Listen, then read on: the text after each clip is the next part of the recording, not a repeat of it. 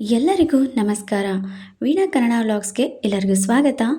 ಹಾಗೆ ಯಾರೆಲ್ಲ ನನ್ನ ಚಾನಲ್ನ ಹೊಸದಾಗಿ ನೋಡ್ತಿದ್ದೀರಾ ಪ್ಲೀಸ್ ಸಬ್ಸ್ಕ್ರೈಬ್ ಮಾಡ್ಕೊಂಡು ನೋಡಿ ಅಂತ ಹೇಳ್ತಾ, ಭಂಡಾರದ ಒಡೆಯ ಶಿವನ ಅವತಾರರಾದ ಶ್ರೀ ಮೈಲಾರಲಿಂಗೇಶ್ವರ ಮೈಲಾರ ಬಳ್ಳಾರಿ ಜಿಲ್ಲೆ, ಮೈಲಾಪುರ ಯಾದಗಿರಿ ಜಿಲ್ಲೆಯಲ್ಲಿ ಒಂದಾಗಿರುವಂತಹ ಮೈಲಾರ ಶ್ರೀ ಕ್ಷೇತ್ರ ಮೈಲಾರಲಿಂಗೇಶ್ವರರ ಬಗ್ಗೆ ಒಂದು ಒಳ್ಳೆ ಆಚರಣೆ ಹಾಗೂ ಅಲ್ಲಿ ನಡೆಯುವಂತಹ ಪವಾಡ, ಹಾಗೆ ಅಲ್ಲಿ ನುಡಿದಂತಹ ಈ ವರ್ಷದ ಭವಿಷ್ಯವಾಣಿ ಬಗ್ಗೆ ತಿಳಿಸಿಕೊಡುವಂತಹ ಸಣ್ಣ ಪ್ರಯತ್ನ.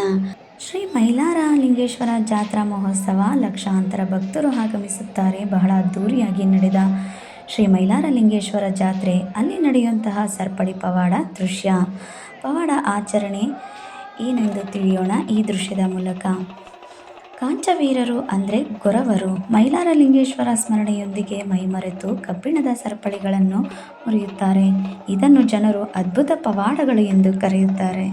ಗೊರವರು ಈ ಸರಪಳಿಯನ್ನು ಇಳಿಯುವಾಗ ಜನಗಳು ಘೋಷಣೆಯನ್ನು ಘೋಷಿಸುತ್ತಾರೆ. 7 ಕೋಟಿ 7 ಕೋಟಿ ಚಾಂಗುಮುಲೋ ಎಂದು ಜಯಘೋಷಣೆಯನ್ನು ಕೂಗುತ್ತಾರೆ.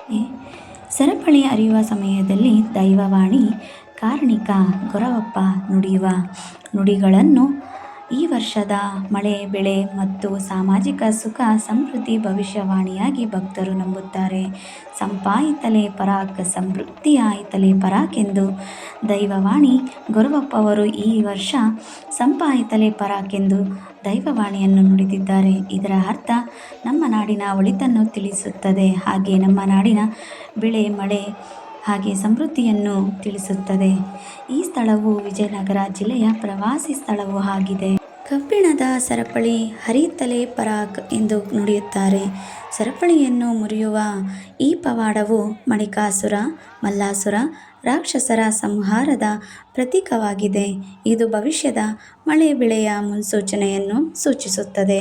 ಈ ಪವಾಡವು ಕೂಡ ಬಹಳ ರೋಮಾಂಚಕರವಾಗಿದೆ.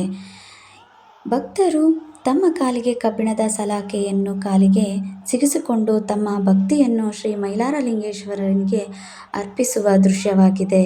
ಇದು ಬಹಳ ರೋಮಾಂಚಕರವಾಗಿದೆ. ಜನ ಇದನ್ನು ಕೂಡ ಅದ್ಭುತ ಪವಾಡ ಎಂದು ನಂಬುತ್ತಾರೆ.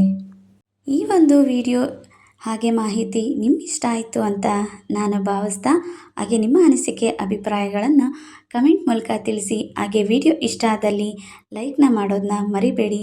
ಹೀಗೆ ಯಾವಾಗಲೂ ಪ್ರೋತ್ಸಾಹ ನೀಡ್ತಾ ಇರಿ.